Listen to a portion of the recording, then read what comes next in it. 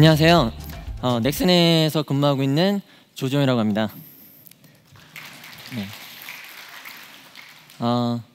이렇게 의미 있는 행사에서 여러분들을 만나뵙게 되어 정말 반갑고요. 먼저 양해 말씀드린다면 제가 전문 스피커는 아니다 보니까 부족한 부분이 많을 텐데 끝까지 잘 경청해 주시면 저도 힘을 낼 수 있을 것 같습니다. 오전부터 오신 분들은 상당히 피곤하실 텐데요. 제 발표 후 커피 브레이크가 있으니 빠르게 끝낼 수 있도록 최선을 다하겠습니다. 네, 먼저 넥슨이나 회사에 대해서 잠깐만 말씀드리고 소개하는 시간 짧게 가져보겠습니다. 저희 회사는 아시는 분들은 아실 텐데요. 94년에 설립해서 한 18년 정도 됐고요. 지금 뭐 부분 유료화라는 모델을 선구자로 해서 메이플스토리, 던전 앤 파이터, 서든어택 등 다양한 서비스를 현재 하고 있고요.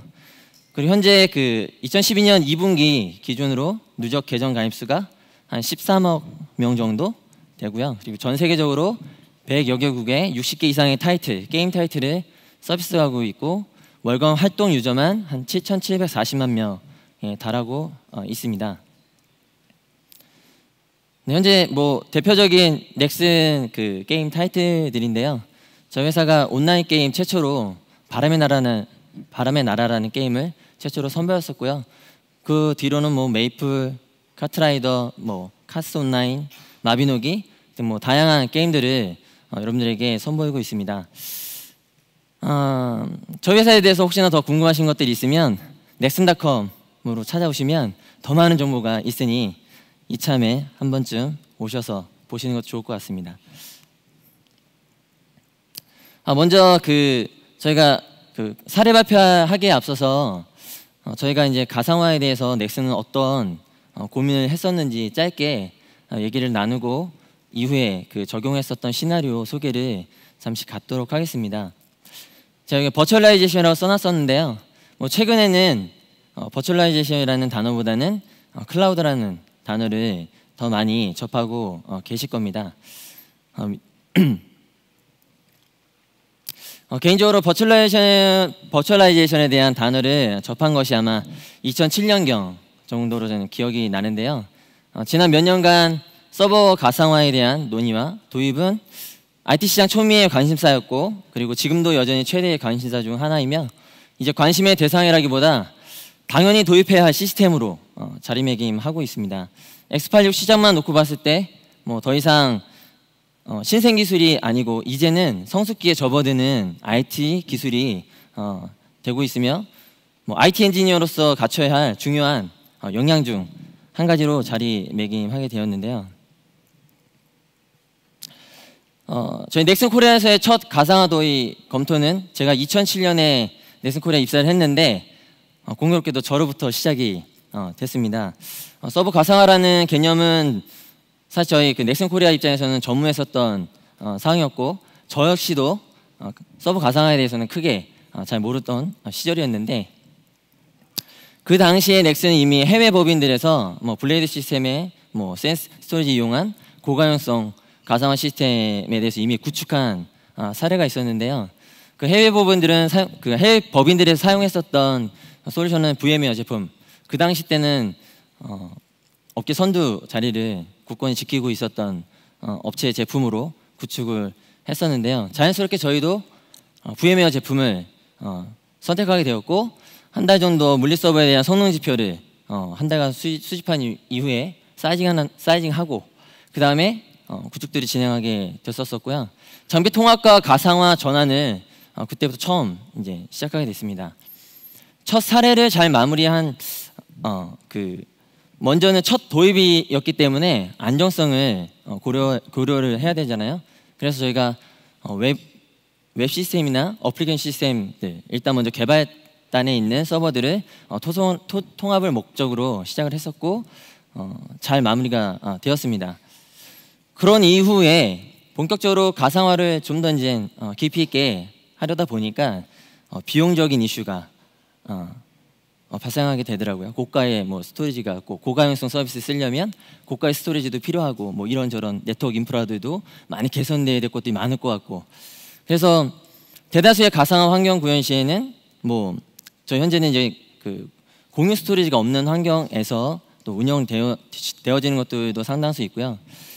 또 L4 스위치를 활용해서 부족한 고가용성 기능들을 확보하기 위해서 L4를 이용해서 L4 밑단에 위치시켜서 뭐 웹 서비스들을 가상으로 올려서 뭐 고가용성을 뭐 센스 스토리지 환경이나 이런 것들을 못하는 것들에 대한 아쉬움을 달래면서 지속적으로 2007년부터 지금까지 도입을 해오고 있습니다.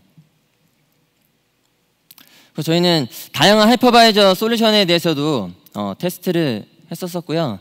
뭐 윈도우 서버 2008의 하이퍼V, 뭐 VM웨어 지금 vSphere 제품군들, 그리고 시트리스에 있는 젠 서버 그런 제품들에 대해서 사용하고 있고 활용도에 따라서 저희에게 적합하다 여기는 하이퍼바이저 솔루션들을 채용해서 하고 있습니다. 현재 저희는 개발 서버군과 주요 웹 시스템들을 위주로 가상화 환경을 운영하고 있고요.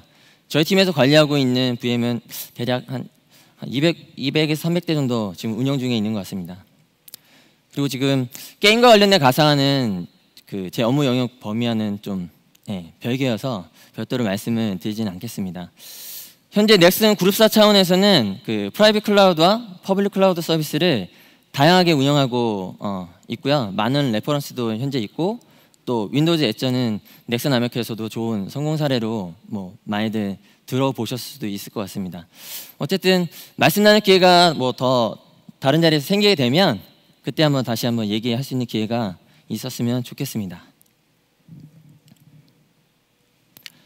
서론이 너무 길었는데요. 본격적으로 저희 IDP 프로그램을 통해서 저희가 진행했었던 내용을 이제부터 말씀을 드릴까 합니다. 저희 주요 타겟은 마이크로소프트 윈도우 서버 2012의 하이퍼V의 기능, 성능, 그리고 관리, 비용적인 측면을 검증하고 실제 업무 적용하는 데까지 나가는 거였고요. 그에 따른 얻은 이점과 또 저희들이 2012에서 제공해주는 기능들에 대한 기대에 대해서 잠시 말씀드리겠습니다. 단순 가상화 운영으로 비효율적인 자원의 운영이라고 말씀을 드렸는데요. 넥슨에서는 서두에서 말씀드린 것처럼 2008 R2 기반의 하이퍼V 그리고 뭐 VM웨어, CTX 등에 대한 가상 환경을 구축하고 사용 중에 있다고 말씀을 드렸는데요. 대부분 가상화 시스템이 단순 가상화, 즉 뭐 스토리지가 없는 형태로 구축된 상황에서 운영되고 있다 보니까 그럼에도 불구하고 가상화에 대한 이점, 그러니까 꼭 고가형 스토리지가 없어도 가상화에 대한 이점이 있는 부분도 분명히 있거든요. 또 반면에는 그에 따른 여러 이슈들도 있는 거죠. 고가형성이 보장되지 못하다 보니까 그에 따른 이슈들도 있어 왔는데요.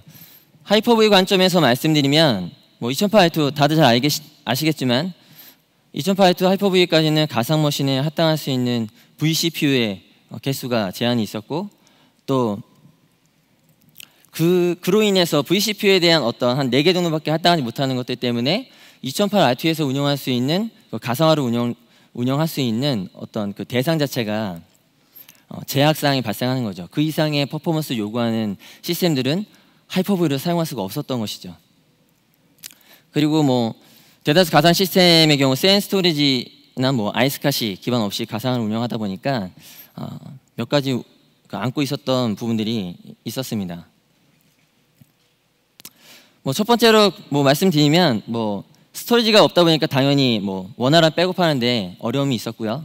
두 번째는 공유 스토리지의 부재로 인해서 클러스터링 구성을 할 수 없었기 때문에 당연히 윈도우에서 제공해주는 고가용성 기능들을 사용할 수가 없었습니다. 사실 가상 환경에서 백업과 고가용성 기능을 사용하지 못한다고 하면 예상치 못한 장애 발생 시 복구 시간이 많이 소요될 뿐더러 운영 중이던 VM의 서비스를 일시 중단하거나 서비스 제공을 하지 못하는 상황도 있기 때문에 가상화 운영의 이점이라고 할 수 있는 신속한 배포 그리고 복구 또 확장 원활하게 하지 못하는 어찌 보면 반쪽 가상화 환경만을 운영하고 있는 상황이기도 했습니다. 뭐 이외에도 장표를 보시면 가상 운영 시 페인 포인트를 여러 가지가 있었는데요. 뭐 이번 IDP 프로그램을 통해서 윈도우 서버 2011을 사용해서 해결이 가능할 것인지 저희가 기대하고 좀 더 저렴한 비용으로 뭔가 고가용성 기능들을 사용할 수 있는지에 대한 기대를 갖고 시작하게 되었습니다. 네, 저희가 2012로 인해서 얻었던 이점을 먼저 그럼 말씀드려 보겠습니다.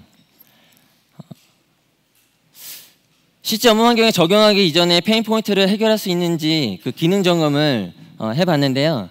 일단은 마이크로소프트에서는 윈도우 서버 2012의 개선된 기능들로 다음과 같은 몇 가지 솔루션을 제공하고 있었습니다. 먼저 윈도우 서버 2012에서는 기존 가상화 환경과는 다르게 가상머신의 VCP를 최대 64개까지 할당할 수 있다고 되어 있었고, 또 i2에서 vCPU를 4개까지, VMware에서는 32개까지 지원되지 않았는데 64개까지 지원이 가능하다고 한다면 VMware 성능 향상 및 활용 범위가 다양해질 수 있고, 서두에 말씀드린 것처럼 저희가 제약 때문에 성능에 대한 확장성 제약 때문에 하지 못했던 것들도 이제는 대부분의 시스템들을 윈도우 서버 기반으로 올릴 수 있게 되었다라는 얘기입니다. 그리고 추가 비용 없이 레플리카 기능을 이용하게 될 수 있었고요. 스토리지가 없는 가상 환경에서 백업 문제도 일부 해결이 가능할 것으로 기대가 되었습니다. 또한 클러스터의 구축 없이 네트워크를 통해 라이브 마이그레이션을 가능케 해주는 SNORM이라고 하는데 Shared Nothing LM 기능 또한 당사의 페인 포인트 해소에 큰 도움을 줄 기능으로 생각을 하게 되었습니다. 전 장표에서는 말씀드리지 않았었지만 호스트 서버에서 메인터넌스가 발생하게 될 경우에 다시 재가동하게 되면 VM을 한 번에 동시에 올려야 되기 때문에 부토섬이라는 어떤 그런 현상들이 많이들 경험하셨을 텐데, 윈도우 서버 2012에서는 이 역시도 CSV 캐시에서 공유 스토리지 볼륨의 캐시 기능으로 부토섬을 억제할 수 있는 기능도 제공한다는 얘기를 보게 되었고, 또 그것도 이번 ITP 프로그램을 통해서 저희가 테스트를 진행하려고 했습니다. 이 외에도 굉장히 가상화해서 제공해준 다양한 기능들이 있는데요. 스마트 페이징을 통한 메모리 부족 문제 해결, VM 네트워크의 서비스 품질 보장, QoS 기능, 그리고 가상화 운영 환경의 효과적 구성에 꼭 필요한 내용들이 가득했고요. 프로젝트 기간 동안 끝낼 수 없을 정도로 많은 기능들을 상대하는 기쁨도 일부 있었습니다. 본격적으로 약 3개 정도 시나리오를 소개하고 제 세션을 마무리하려고 합니다. 먼저 첫 번째 소개시켜드릴 시나리오는 레플리카입니다. 장표에는 데이터 센터에서 디아 센터로 구축한 것처럼 표현을 했는데요. 일반적으로 레플리카 복제에 대해 가장 쉽게 이해하고 계신 구조가 디아 센터이고, 향후 저희도 그런 부분에 대해서 검토를 예정하고 있기 때문에 표현한 부분인 것을 미리 말씀드립니다. 어쨌든 단순 복제이든 디아를 구성하든 그것을 구성하기 위해서 이전에는 더블 테이크나 또는 넷백업과 같은 전용 솔루션 도입이 필요했고, 당연히 그 솔루션을 도입하려면 추가 비용도 상당 부분 지불해야 되는 상황이었는데요. 또 복제 대상이 증가할수록 비용도 증가할 뿐만이 아니라 관리 부담 역시 증가하는 구조로 되었었던 것이 현실입니다.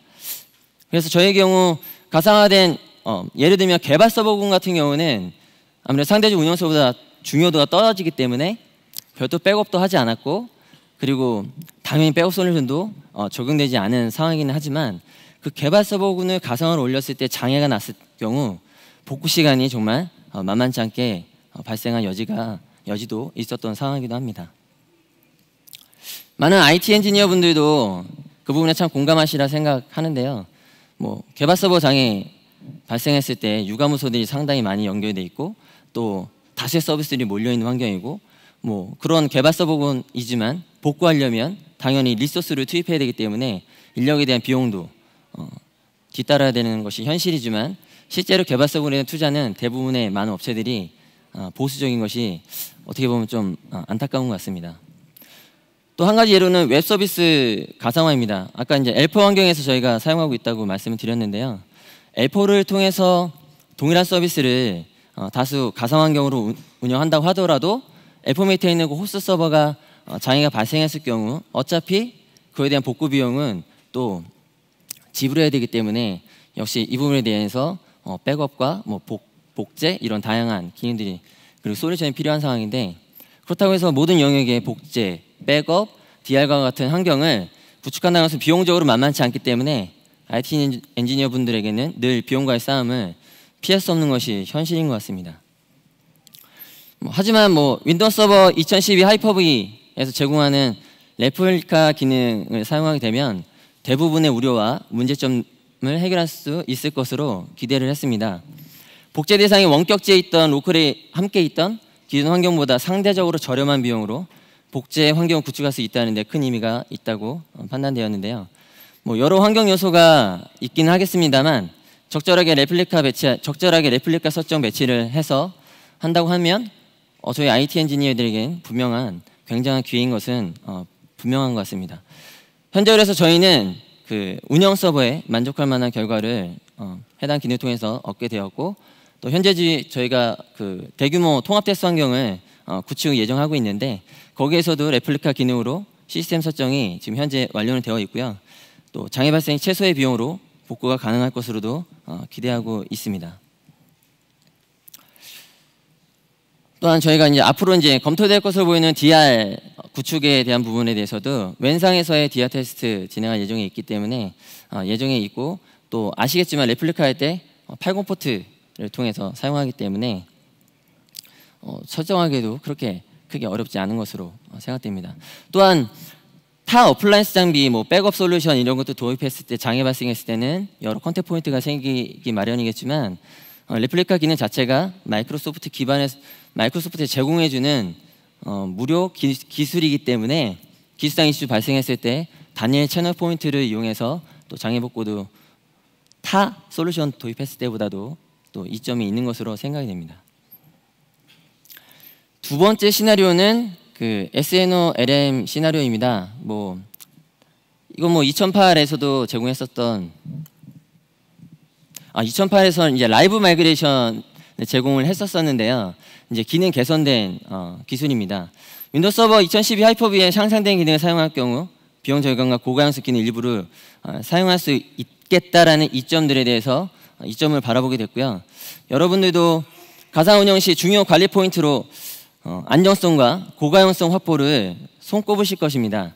기존에는 언플랜드 다운타임 환경에서 사용하는 퀵 마이그레이션이라든지 아니면 플랜드 다운타임 환경에서 사용하는 그 라이브 마이그레이션이든 공유 스토리지가 존재해야지만 사용이 가능했었던 기능이었는데, 이제 윈도우 서버 2012 하이퍼V에서 제공하는 SNOLM을 통해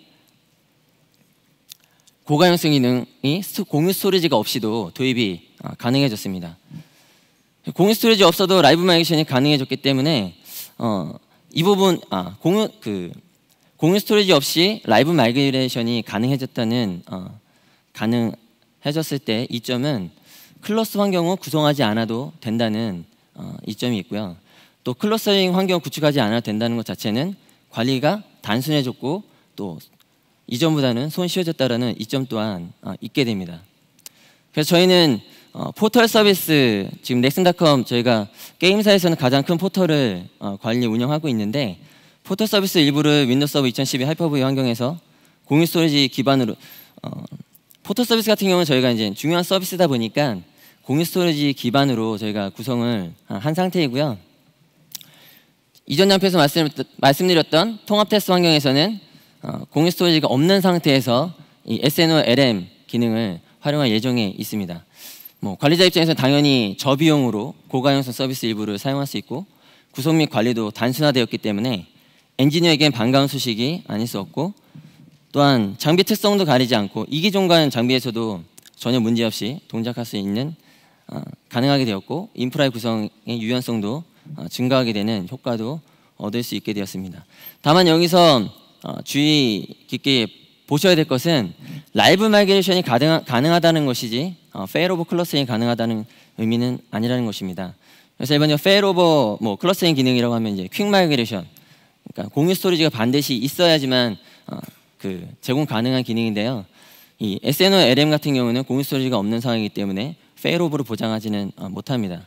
그래서 장애 조치용이라기보다도 중단 없는 서비스를 제공하시려고 하시는 부분에만 이 SNOLM을 적용하시면 적당하다고 생각이 됩니다.